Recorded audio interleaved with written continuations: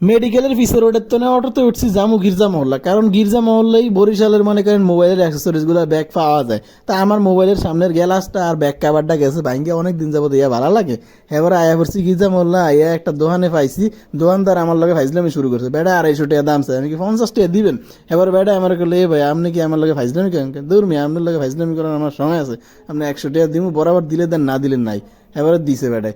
এবারে মেহেন্দি দিগম যদি করে আয়া দদি চিরা খাইলাম, খাইয়া এরপরে দেই যে আমার পকেটে একটা টেয়াও নাই, এখন রুমে যাবো কেমনে? এরপরে আড়া বাজাইলাম, কারণ আমার 8টি এজে যাইতে হইব, কিছু করার নাই। এরপরে যে সার্কিট হাউসের সামনে দিয়ে, জেলা স্কুলের সামনে দিয়ে, পুলিশ লাইন দিয়ে আয় পড়ছি বাংলা বাজার। বাংলা বাজারের তো স্বপ্নতে ঢুকছি, কিন্তু পকেটে তো টেয়া নেই। এবার কি কিনবো একটা ম্যাজিক টুথ পাউডার কিনছি। এই ম্যাজিক পাউডারটা আমার ভালোই লাগে, লাগায় বেরাসে লাগায় দাঁত মাজতে মজাই লাগে।